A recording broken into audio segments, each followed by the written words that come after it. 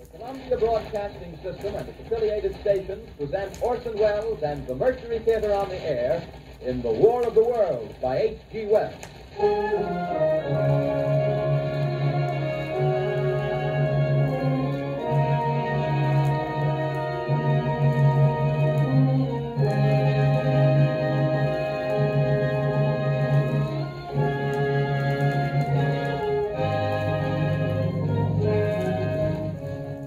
Ladies and gentlemen, the director of the Mercury Theater and star of these broadcasts, Orson Welles.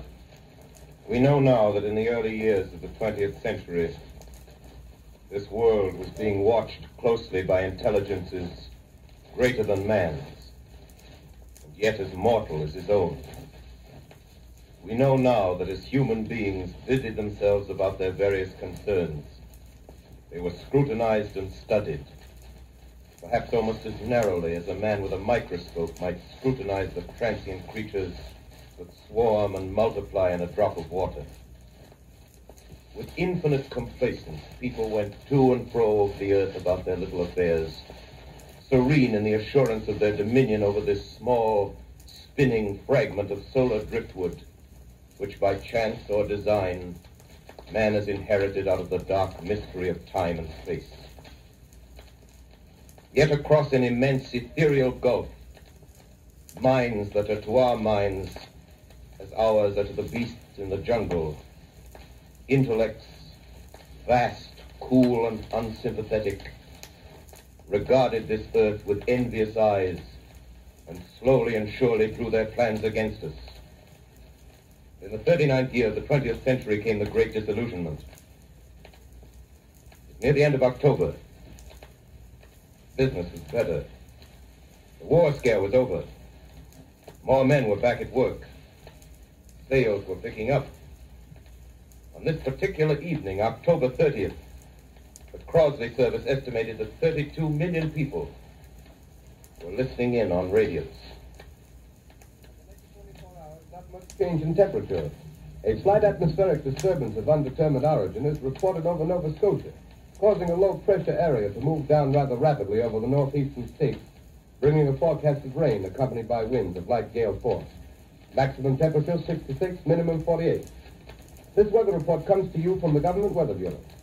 We take you now to the Meridian Room in the Hotel Park Plaza in downtown New York, where you will be entertained by the music of Raymond Raquello and his orchestra.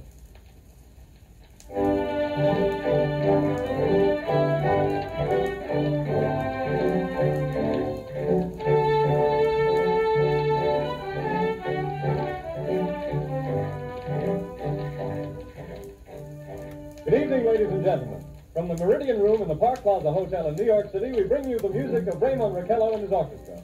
With a touch of the Spanish, Raymond Raquello leads off with La Capacita.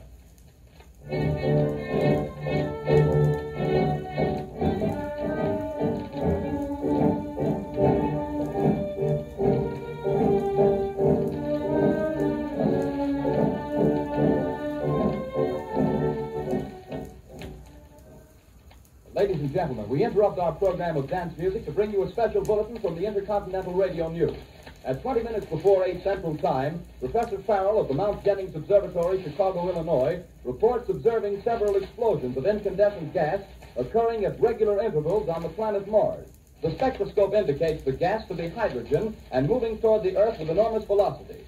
Professor Pearson of the observatory at Princeton confirms Farrell's observation and describes the phenomenon as, quote, like a jet of blue flame shot from a gun, unquote. We now return you to the music of Raymond Raquello, playing for you in the Meridian Room of the Park Plaza Hotel, situated in downtown New York.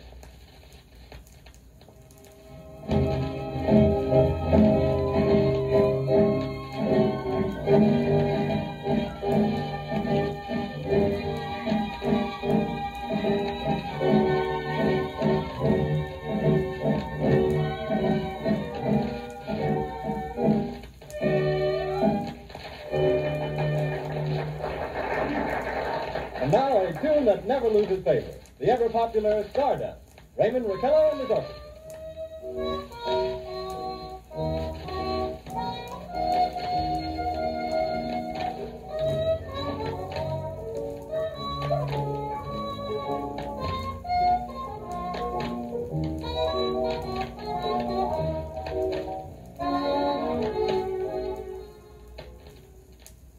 Ladies and gentlemen, following on the news given in our bulletin a moment ago, the Government Meteorological Bureau has requested the large observatories of the country to keep an astronomical watch on any further disturbances occurring on the planet Mars. Due to the unusual nature of this occurrence, we have arranged an interview with the noted astronomer, Professor Pearson, who will give us his views on this event. In a few moments, we will take you to the Princeton Observatory at Princeton, New Jersey. We return you until then with the music of Ramon Raquello and his orchestra.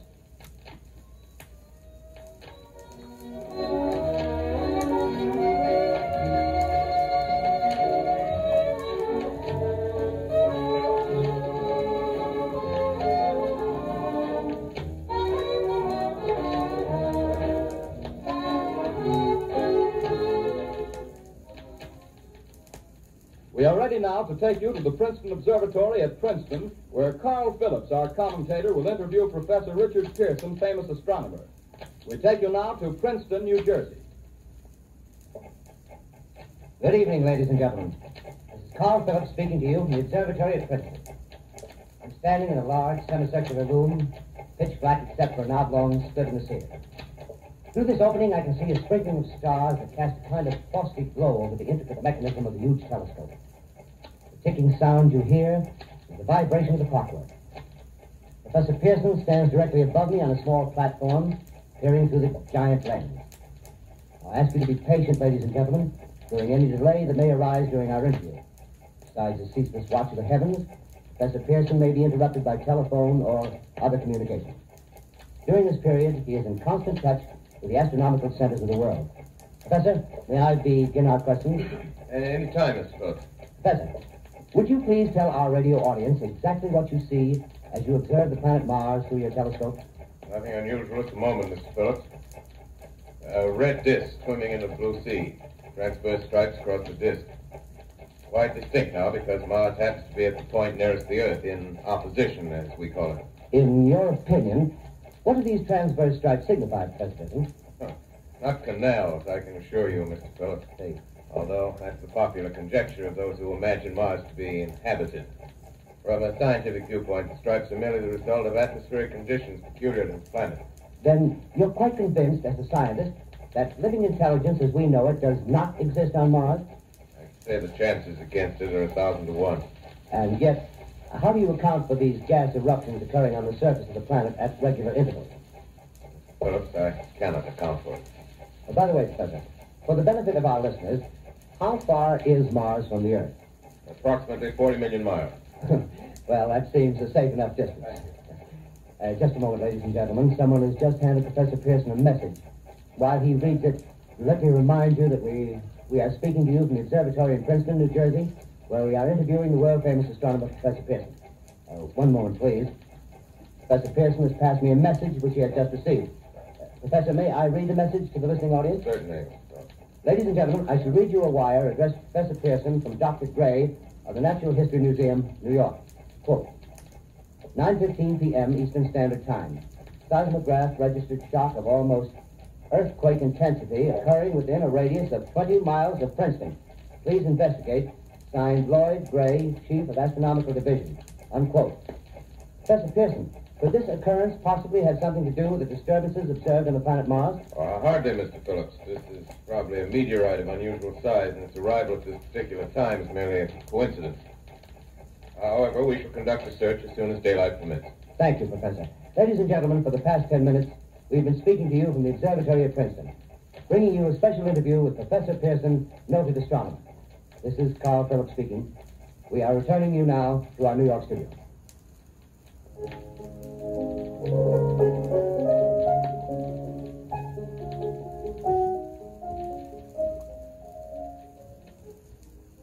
Ladies and gentlemen, here is the latest bulletin from the Intercontinental Radio News. Toronto, Canada. Professor Morse of Macmillan University reports observing a total of 3 explosions on the planet Mars between the hours of 7:45 p.m. and 9:20 p.m. Eastern Standard Time. This confirms earlier reports received from American observatories. Now, nearer home, comes a special bulletin from Trenton, New Jersey. It is reported that at 8:50 p.m., a huge flaming object, believed to be a meteorite, fell on a farm in the neighborhood of Grover's Mill, New Jersey, 22 miles from Trenton. The flash in the sky was visible within a radius of several hundred miles, and the noise of the impact was heard as far north as Elizabeth. we have dispatched a special mobile unit to the scene, and we'll have our commentator, Carl Phillips, give you a word picture of the scene as soon as he can reach there from Princeton. In the meantime, we take you to the Hotel Martinet in Brooklyn, where Bobby Millette and his orchestra are offering a program of dance music.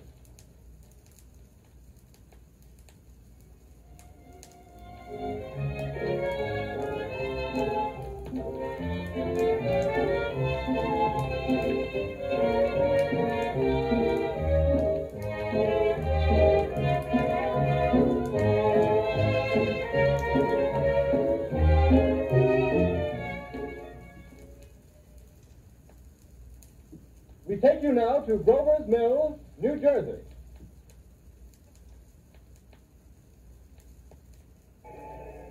Ladies and gentlemen, this is Carl Phillips again, out at the Wilmot Farm, Grover's Mill, New Jersey. Professor Pearson and myself made the 11 miles from Princeton in 10 minutes.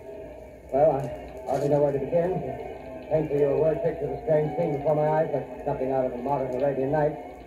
Well, I just got here. I hadn't had a chance to look around yet. I guess that's it. Yes, I guess that's the thing directly in front of me. Half buried in a vast pit.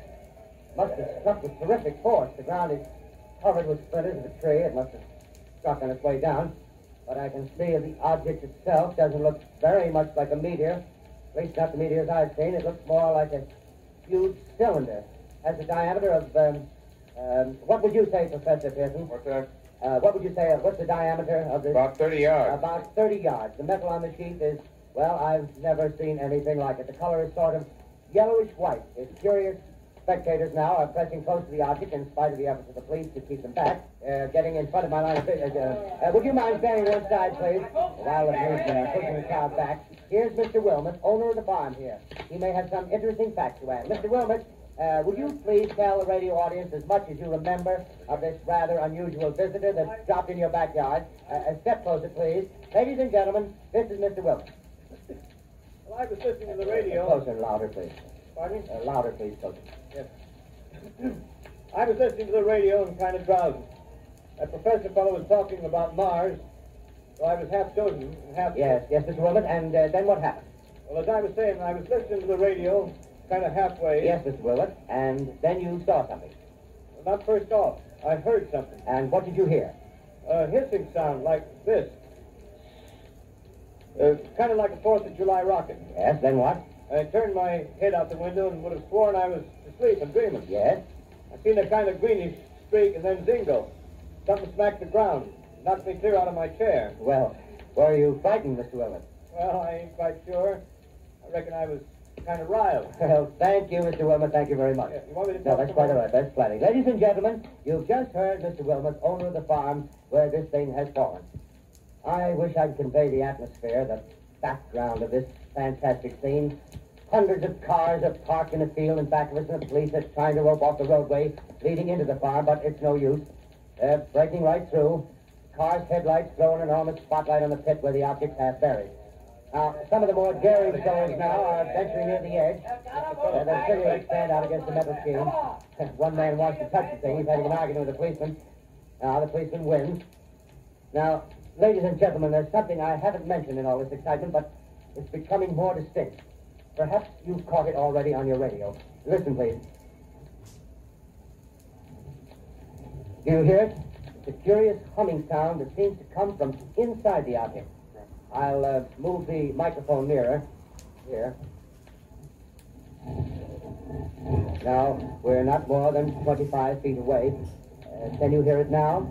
Professor Pearson. Yes, Can you tell us the meaning of that scraping noise inside the thing? possibly the unequal cooling of its surface. I say, do you still think it's a meteor, Professor? I don't know what to think. The metal casing is definitely extraterrestrial. Not found on this Earth. Friction with the Earth's atmosphere usually tears holes in a meteorite. This thing is smooth, and you can see it's cylindrical Just a shape. minute. Something's happening. Ladies and gentlemen, this is terrific. This end of the thing is beginning to flake off. The top is beginning to rotate like a screw, and the thing must be hollow. He's moving. Keep back. Keep back. Keep those men back. Keep back. Keep those idiots back. Ladies, Off. The The cops, look out there! Stand back! Ladies and gentlemen, this is the most terrifying thing I've ever witnessed. Wait a minute. Someone calling someone or something. I can see peering out of that black hole through luminous discs. The eyes, it might be a face, might be almost Good heavens, something wriggling out of the shadow like a gray snake. Now it's another one, and another one, and another one. They look like tentacles to me. Oh, yeah, I can see the thing's body now. It's large as a bear. It glistens like wet leather, but that face, ladies and gentlemen, it's indescribable. I can hardly force myself to keep looking at it. It's so awful. The eyes are black, and they gleam like a serpent. The mouth is kind of V-shaped with saliva dripping from its windless lips. It seems to quiver and pulsate, and the monster, or whatever it is, can hardly move. It seems weighed down by possibly gravity or something. The thing's rising up now, and the crowd falls back. They've seen plenty. The most extraordinary experience, ladies and gentlemen. I can't find words. Well, I'll pull this microphone with me as I talk. I'll have to stop the description until I can take a new position. Hold on, will you please? I'll be right back in a minute.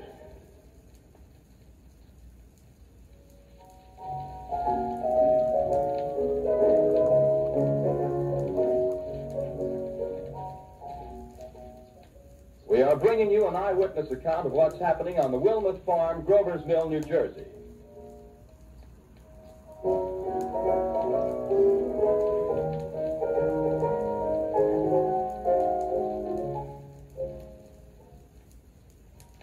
We now return you to Carl Phillips at Grover's Mill. Ladies and gentlemen, am I on? Ladies and gentlemen, here I am, back of the stone wall that joins Mr. Wilmot's garden. From here, I get a sweep of the whole scene. I'll give you every detail as long as I can talk and as long as I can see. More state police have arrived. They're drawing up a cordon in front of the pit. About 30 of them. No need to push the crowd back now. They're willing to keep their distance. The captain's conferring with someone. Can't quite see who. Oh, yes, I believe it's Professor Pearson. Yes, it is. Now they've parted, and the professor moves around one side, studying the object while the captain and two policemen advance with something in their hands. I can see it now. It's a white handkerchief tied to a pole. Flag of truce. If those creatures know what that means, what anything means. Wait a minute, something's happening. Some shape is rising out of the pit. I can make out a small beam of light against a mirror. What's that? There's a jet of flame springing from the mirror and it leaps right at the advancing men. It strikes them head on. Lord, they're turning into flames. The whole field's caught up by the woods, the barns, the gas tanks of the automobiles, spreading everywhere. Coming this way now, about 20 yards to my right.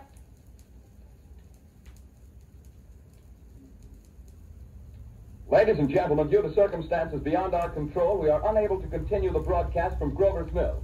Evidently, there's some difficulty with our field transmission. However, we will return to that point at the earliest opportunity. In the meantime, we have a late bulletin from San Diego, California. Professor Indelkoffer, speaking at a dinner of the California Astronomical Society, expressed the opinion that the explosions on Mars are undoubtedly nothing more than severe volcanic disturbances on the surface of the planet. We continue now with our piano interlude.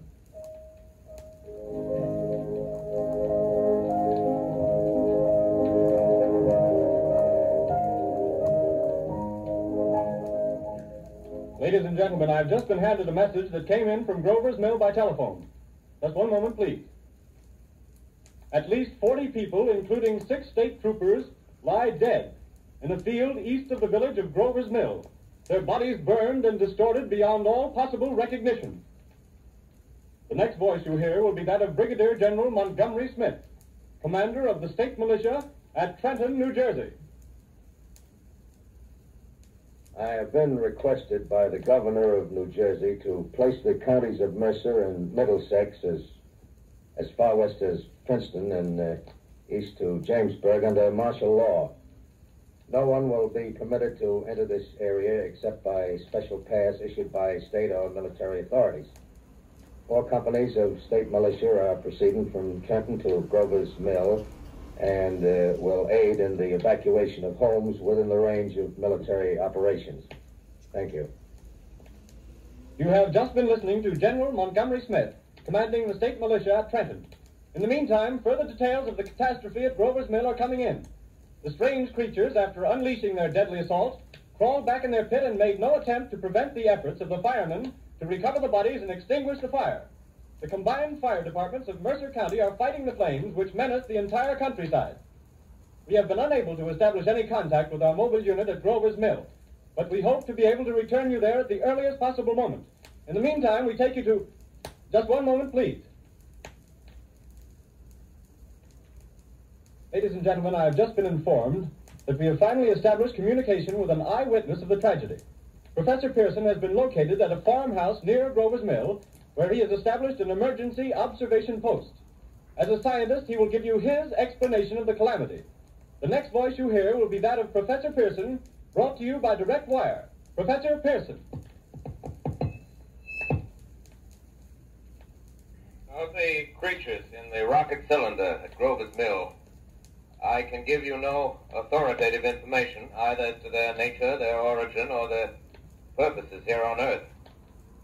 Of their destructive instrument, I might venture some conjectural explanation. For want of a better term, I shall refer to the mysterious weapon as a heat ray. It's all too evident that these creatures have scientific knowledge far in advance of our own. It's my guess that in some way they are able to generate an intense heat in a chamber of practically absolute non-conductivity. This intense heat they project in a parallel beam against any object they choose by means of a polished parabolic mirror of unknown composition, much as the mirror of a lighthouse projects a beam of light. That is my conjecture of the origin of the heat ray. Thank you, Professor Pearson. Ladies and gentlemen, here is a bulletin from Trenton. It is a brief statement informing us that the charred body of Carl Phillips has been identified in the Trenton Hospital. Now here's another bulletin from Washington, D.C. The Office of the Director of the National Red Cross reports 10 units of Red Cross emergency workers have been assigned to the headquarters of the state militia, stationed outside of Grover's Mill, New Jersey. Here's a bulletin from State Police, Princeton Junction.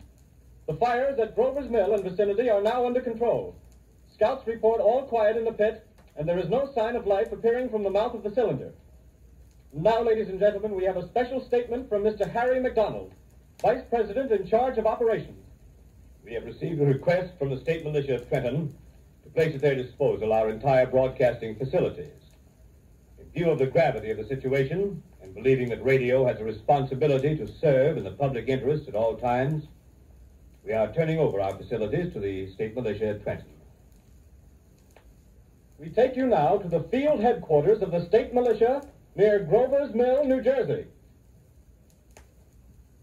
This is Captain Lansing of the Signal Corps, attached to the state militia, now engaged in military operations in the vicinity of Grover's Mill. Situation arising from the reported presence of certain individuals of unidentified nature is now under complete control. The cylindrical object, which lies in a pit directly below our position, surrounded on all sides by 8 battalions of infantry, without heavy field pieces, but adequately armed with rifles and machine guns. All cause for alarm, if such cause ever existed, is now entirely unjustified. Things, whatever they are, do not even venture to poke their heads above the pit. I can see their hiding place plainly in the glare of the searchlights here. With all their reported resources, these creatures can scarcely stand up against heavy machine gun fire. Anyway, it's an interesting outing for the troops. I can make out their khaki uniforms crossing back and forth in front of the lights. Looks almost like a real war. There appears to be some slight smoke in the woods bordering the Millstone River, probably fire started by campers. Well, we ought to see some action soon. One of the companies is deploying on the left flank. A quick thrust and it'll all be over. Now, wait a minute, I see something on top of the cylinder. No, it's nothing but a shadow. Now the troops are on the edge of the Wilmot Farm. 7,000 armed men closing in on an old metal tube. A tub, rather. Well, wait, that wasn't a shadow, it's something moving. Solid metal, kind of a shield-like affair rising up out of the cylinder. Going higher and higher. What? It's standing on legs. Actually rearing up on a sort of metal framework. Now it's reaching above the trees and the searchlights are on it. Hold on.